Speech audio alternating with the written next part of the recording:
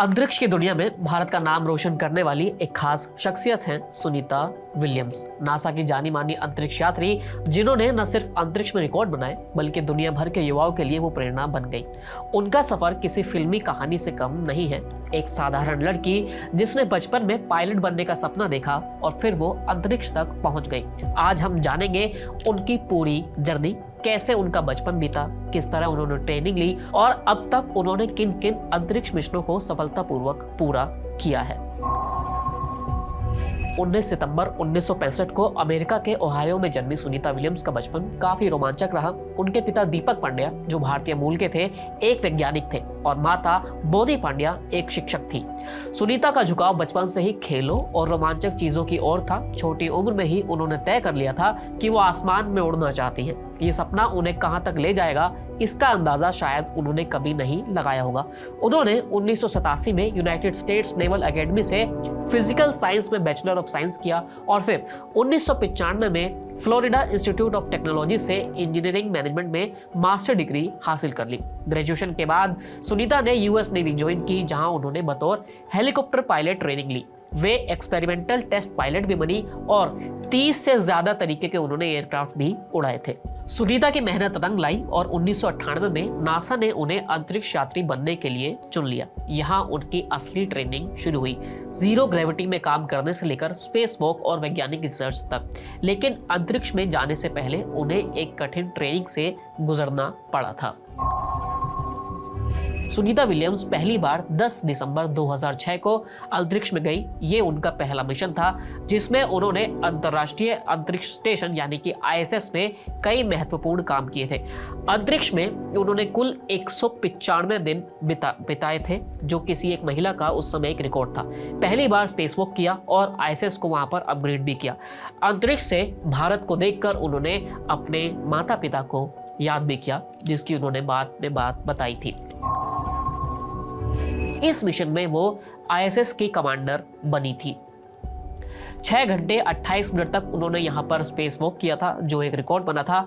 अंतरिक्ष में रहकर 50 घंटे से ज्यादा समय स्पेस वॉक में बिताने वाली वो पहली महिला बनी थी। ISS में कई वैज्ञानिक प्रयोग किए और उसके बाद उन्होंने स्टेशन की वहां पर मरम्मत भी की थी। यह मिशन आया 2024 में। अब एक बार फिर से सुनीता विलियम्स अंतरिक्ष में जाने के लिए तैयार हो गई थी। ये स्टारलाइनर की पहली मानव युक्त उड़ान थी। इसके बाद जो उन्होंने पहली उड़ान भरी वो था यहाँ पर वही मिशन है कि जिससे सुनीता विलियम्स और बुच विल्मोर अंतरिक्ष में गए थे, जो अभी तक पूरी तरह से सफल नहीं हुआ है।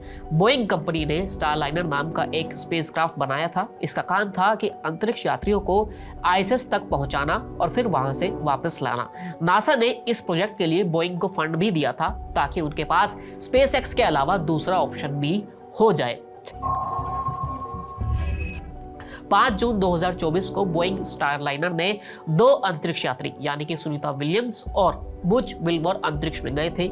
ये एक तरह का टेस्ट मिशन था जिससे देखा जाना था कि बोइंग स्टारलाइनर सही से काम कर रहा है या फिर नहीं कर रहा है। ये स्पेसक्राफ्ट एटलस भी रॉकेट की मदद से लॉन्च किया गया था। जब सुनीता और बुच ISS पहुंचे तब ये पता चला कि स्टारलाइनर में कई तरह की दिक्कतें हैं। थ्रस्टर जो खराब हो गया था, हीलियम गैस लीक होने लगी थी और उसके अलावा स्पेसक्राफ्ट में और भी कई तकनीकी खराबियां आ गई थी। इसका मतलब था कि अगर उन्हें इसी खराब स्पेसक्राफ्ट से बाहर लाया जाता है तो फिर खतरा हो सकता है। इसलिए नासा ने फैसला किया कि उन्हें वापस लाने के लिए एक नया तरीका निकाला जाएगा। अब तक यहाँ पर क्या हो रहा था आपको वो भी एक बार बता देते हैं। सुनीता और बुच ISS पर ही रह रहे थे। वहां उन्हें खाना पीना और हवा की किसी तरह की कमी नहीं थी। नासा लगातार उनकी वापसी के लिए सही समाधान ढूंढ रहा था। अब SpaceX यानी कि एलन मस्क की कंपनी ने उनकी वापसी की जिम्मेदारी ली है। SpaceX का एक नया स्पेसक्राफ्ट लॉन्च किया गया है। ये पहले 4 अंतरिक्ष यात्रियों को ISS पर छोड़ेगा, फिर सुनीता और बुच को धरती पर वापस लेकर आएगा और इसी के साथ ये माना जाएगा कि सुनीता विलियम्स का ये जो मिशन है वो पूरा हो गया है।